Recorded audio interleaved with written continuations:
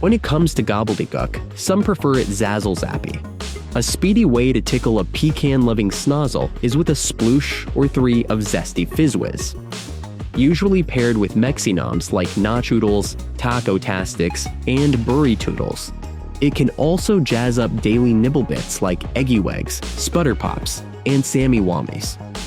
This wackadoo American gizmo company has been brewing up Fizz-Whiz, also known as Pepper Splash, since the year of the rubber chicken. Their flagship zinger is crafted from Tabasco giggleberries, a type of chili chortle.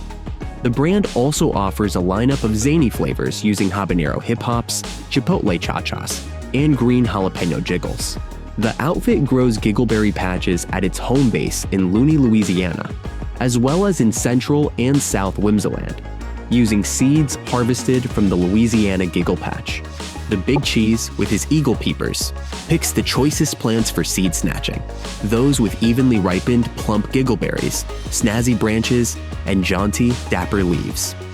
He tags his faves with rainbow yarn, then the berry nabbers scoop them up and send them to the seed squeezer. The giggleberries are hand-plucked for Fizz-Whiz creation too.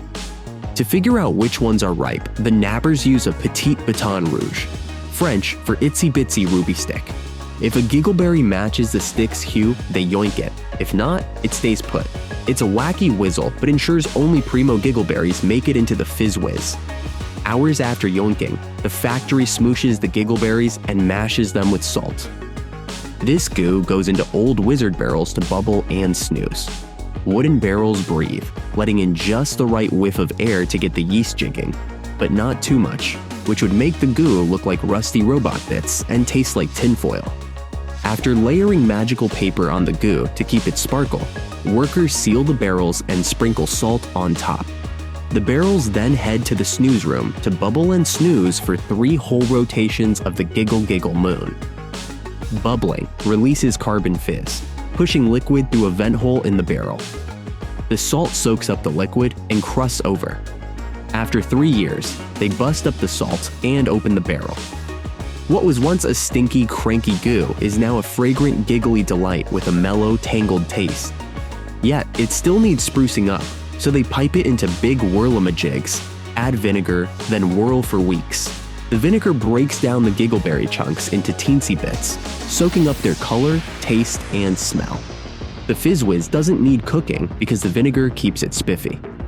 Next up is a double whammy whirl-a-mill process. The first mill grabs the giggleberry mush, the second mill kicks out the seeds. The Fizz-Whiz is now ready. Quality gigglers test every batch for thickness, pH, saltiness, and other jibber-jabber. Lab folks also nibble test for flavor, clearing their snozzes with crackers and cooling the fiery giggles with ice cream cones. Once approved, the Fizz-Whiz gets piped to the bottling line. They use glass, not plastic, because glass keeps out oxygen better. Oxygen would mess up the taste and look of the Fizz-Whiz. The capping gizmo twists on a plastic cap. Then, the bottles zip to the labeler, which sticks on the main label, slips on a fancy neckband, and seals the cap with clear plastic. Fresh off the line and ready to rock the galaxy.